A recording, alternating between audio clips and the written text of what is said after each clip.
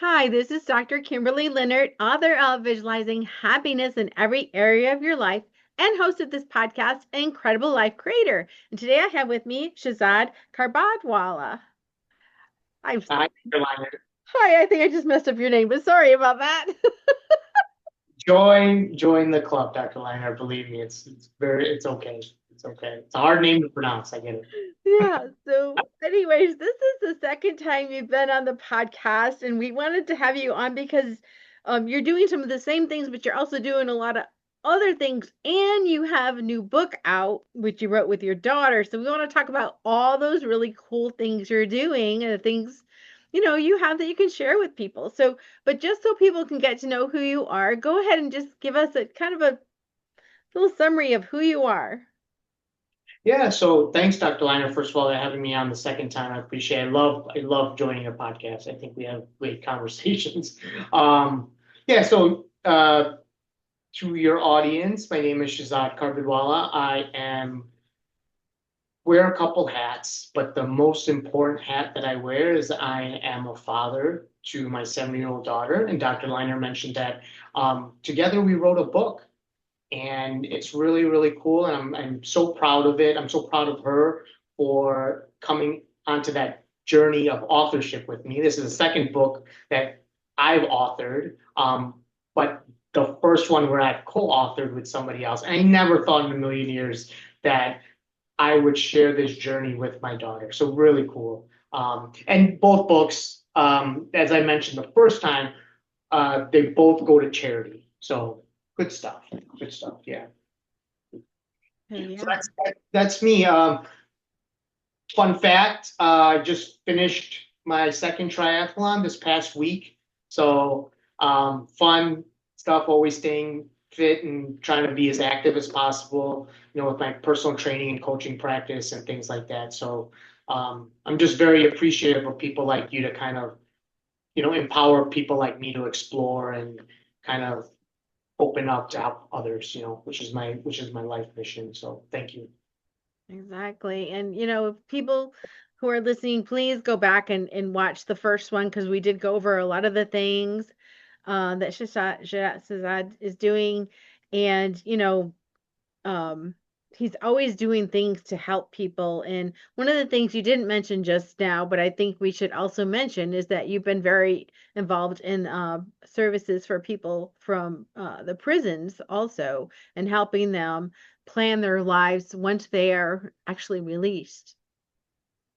Yeah, so I have been with an organization, Prisoner Visitation and Support, since 2014. So I didn't even realize, wow, it's my 10-year anniversary. So I sit on the board. I've been sitting on the board for a few years.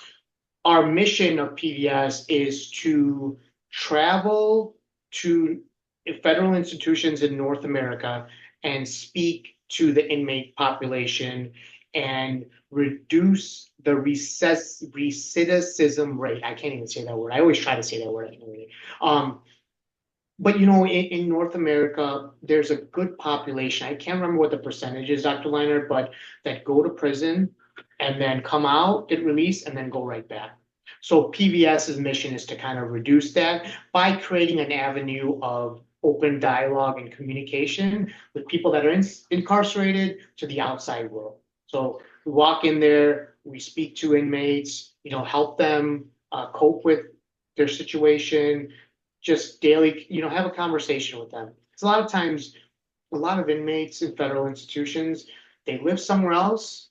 Well, their family's one place, but they're across the globe somewhere completely different. So they don't get visitors. There's a lot of inmates that I visit that tell me, Shazad, you're the first visitor I've had since I've been institutionalized. And to me that's kind of sad, and it's heartbreaking. And you hear some of their stories and things like that. And Dr. Leonard, where I am now and where my mission is now to help people, there was a dark past to me in the beginning of my journey, in my not like my adolescence, but my early adulthood that eventually would have landed me in prison as well. And that's where Roe starts, right? That was the first book that I wrote. There's a lot of really um, facts about me in this book. and things that happen in my life. And, you know, we all have a story. Um, what mine's written in a book, right? You have a book too, which was amazing. I read it, by the way, it was excellent. Um, so, and now with going through that journey and potentially almost landing incarcerated too, you know, now I empathize speaking with inmates. You know, it could happen. We're human beings. We all make mistakes. We're God's creature, right? But our DNA wasn't made for perfection, even though we strive for it, right? But that's not always how things turn out based on circumstances, you know, and we go through our own circumstances. So, um, yeah, that's some amazing. You know, I walked into PBS and I walked into my first federal institution thinking that I would be making a difference in a lot of inmates' lives, but the exact opposite happened. They made a big impact on my life. So I'm very appreciative of the people that I see. Um, so yeah, I've been doing that for over close to a decade now, and it's been an amazing journey. Yeah. Now we've expanded our PBS. We had when I first started, I think we had Dr. Leonard maybe 120 visitors in North America. Now we have over 250. So we're we're expanding with a lot more people that are very interested in our mission, which is amazing to see. I'm very happy to see that. That is, you said something about, you could have been there. And early on when my kids were younger, I worked in the inner city. I was working as a doctor, but I worked in the inner city. And a lot of times I would see the homeless people and I would speak to them or I'd bring them food or whatever. Take them into the restaurants with me. They'd say, "You can't bring this person in." They said, "They won't let me go in the restaurant." I said, "You can go in with me." So I'd take them in, we have a meal. And, but one of the things I was very, very cognizant of is that we could have switched places at any moment. All it takes is something happening with your family, your health, your job. All of a sudden, there's mental illness in some people's families. You don't know. Sometimes those things come on even later in life. So you could switch places with any person in this world. You think you can. Sometimes we think, well, I have money, I have talent, I'm this. Well, just let a sickness hit you. Just let a suit hit you. You can be switching places so fast, and then people do things when they're desperate and they need something. And it's not because they're bad people. I mean, some people are trying to do evil stuff. That's some people are, Yeah. but overall, people get in situations where they feel desperate and they do things that is uncharacteristic for them. So we could switch at any time. And so I love the fact that you have people going in visiting people because you're really, even in the Bible it says, whatever you do to others, you did unto me. That's what Jesus said. You did unto me. And so I think that's really important to remember when we're sitting in our houses with hot water in a nice car. Yeah. Yeah, how lucky and blessed are we, right? Like you're 100% right, Dr. Liner. You could definitely places could be switched so easily, right? Like, you know, like the great Walter Payton said, tomorrow's not a promise to anybody, right? You never know what could happen next, right? You know, it's like so we have to really try to grab life by the horns, you know, and try to, you know, do as many things as we can before we pass. And we just don't know what that is going to be. But that's in God's hands. It's not in our hands, you know. So, Mhm. Exactly. So talk about your book, Row. Like, what is it about? And so Roe, I have it right here. Roe was released in January 2021. Dr. Liner, I started in 2004. Uh, I wrote 40 pages and all my data got deleted because back then, not back then, I should say, I made the mistake of not saving it. It was on my hard drive crashed, lost all 40 pages, but there was a purpose for that. It wasn't my time to release the book. I just didn't have a lot of depth. There was a couple of 40 pages in.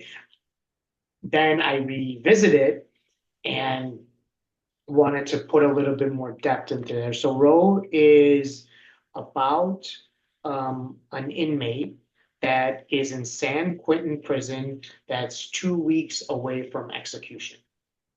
So it's dark. It's pretty dark book.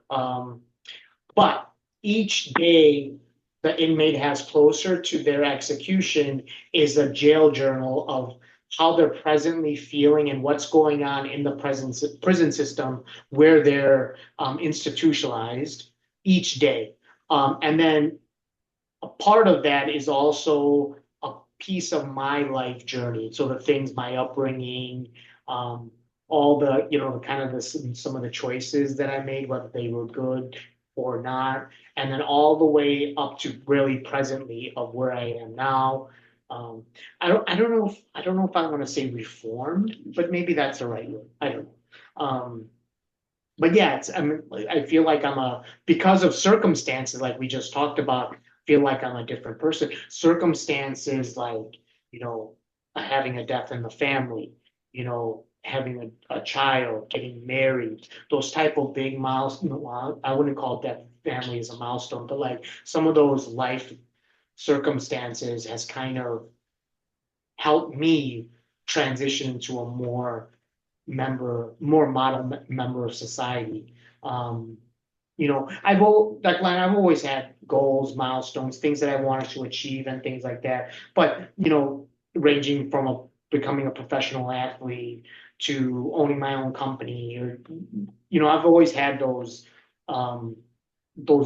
good thoughts in my head, but for some reason, growing up and in my early adulthood, I always had the good angel and a bad angel, talking to me, oh, do this or do that, So now I feel like I have two good angels that are continuously inspiring me, telling me to do good, So it really, really helps me level set.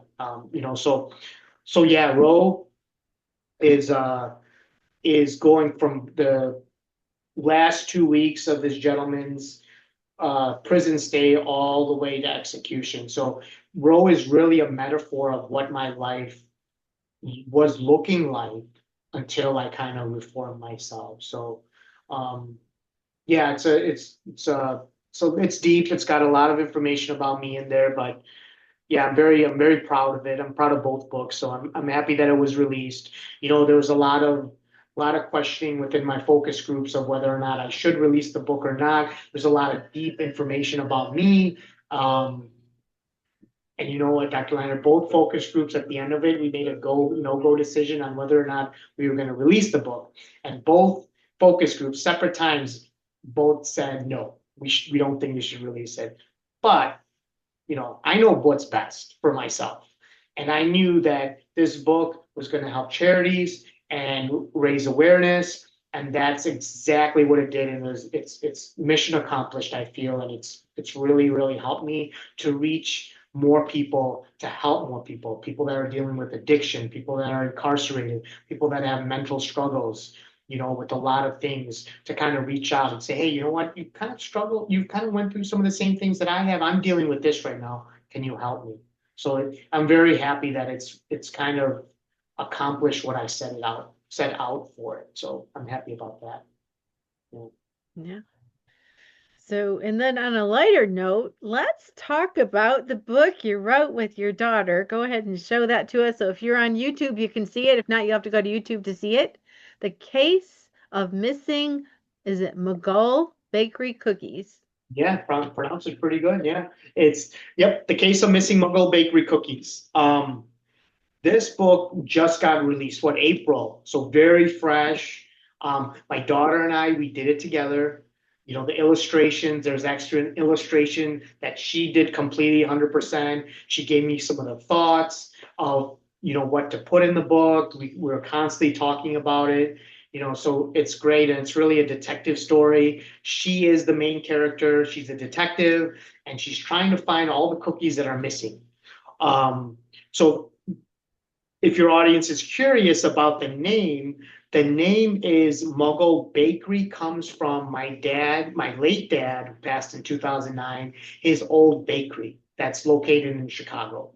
And just so happens that that bakery is still there.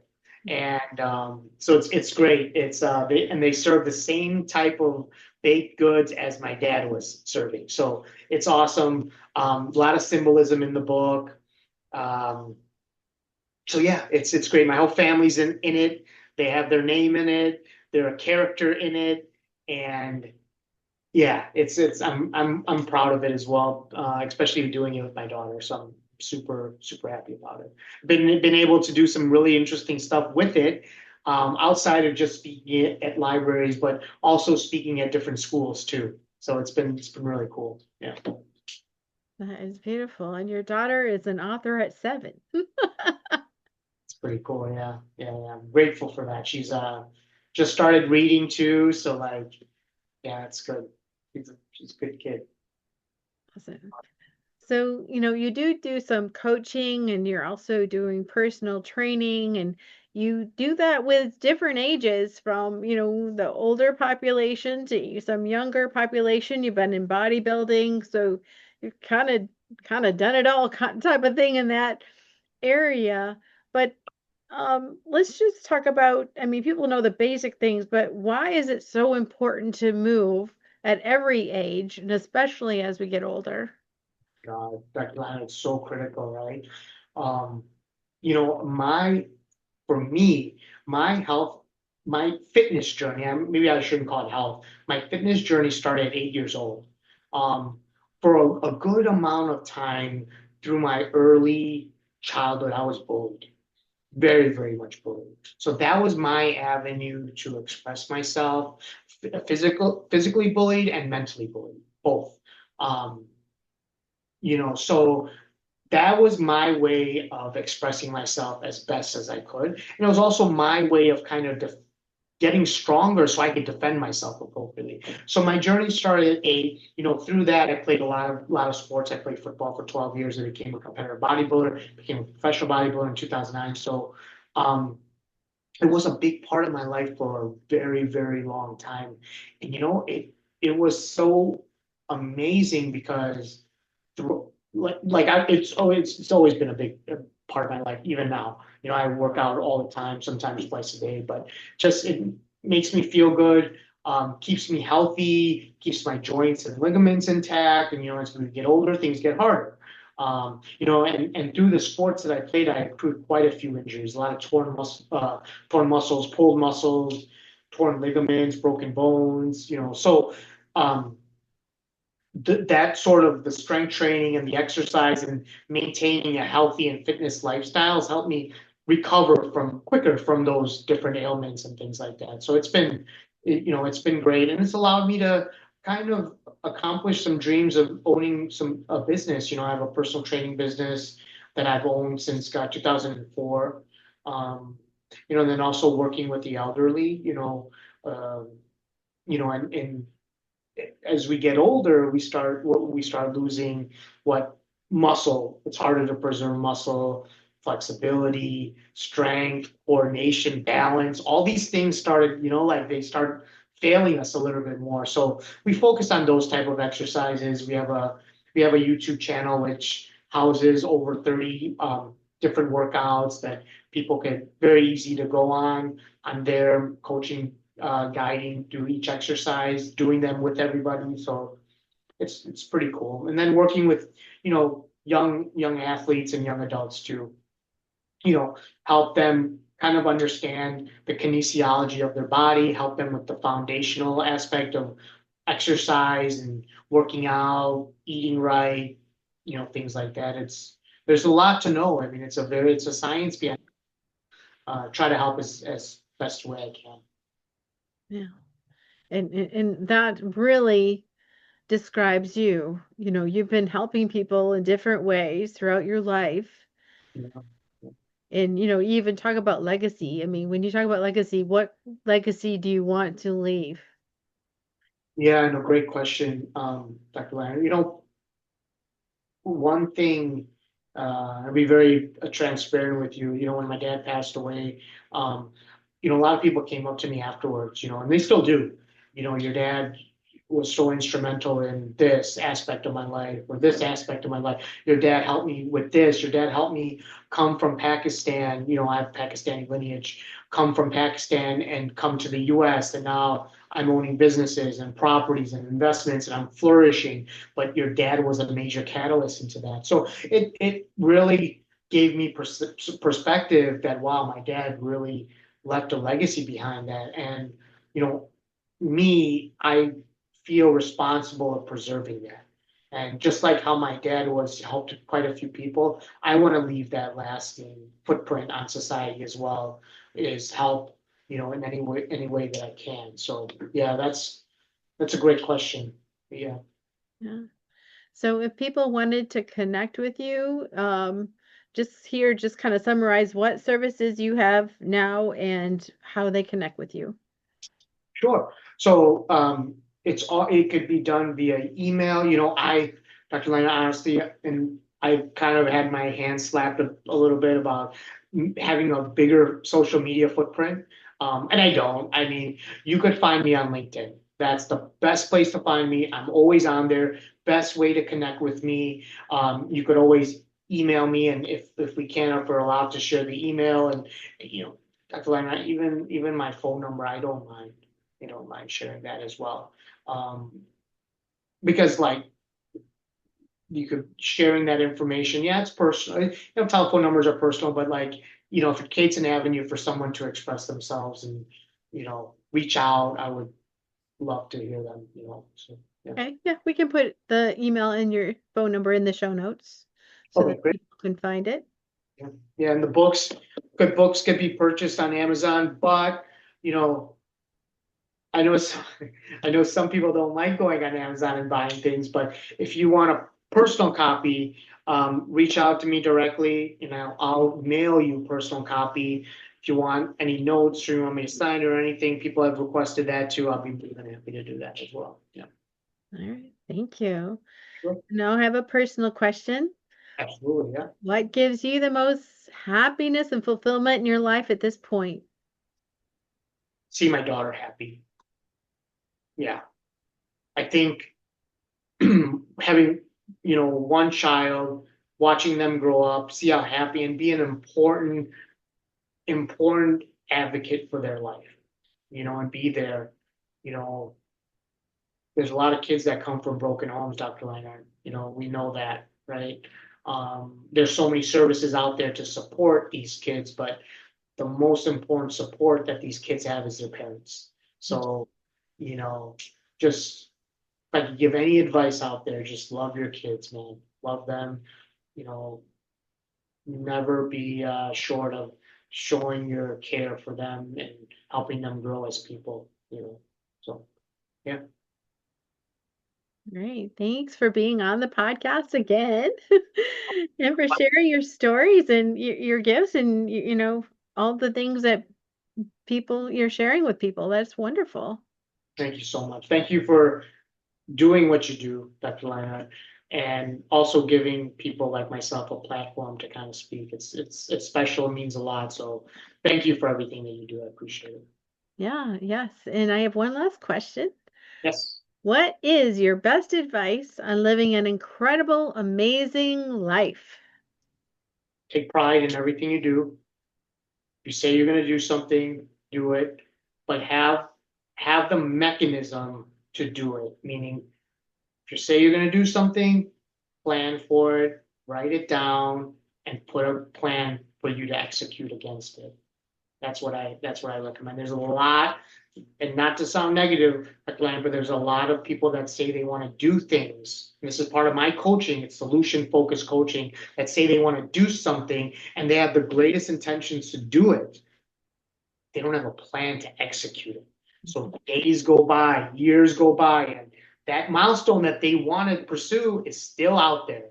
You Mhm. know, so writing it down, planning for it, putting dates around it does what? Keeps you accountable on those dates. So there's something that if you miss that date, you see it. You're like, oh wow, I missed it. And then there's a downstream effect. Because you miss that date, guess what? You're probably gonna miss the next date and the next day. Then you're like, oh man, you're in panic mode, right? You're in critical path. You gotta try to try to figure out how to re-baseline those dates and get back to where you need to be. So accountability, absolutely.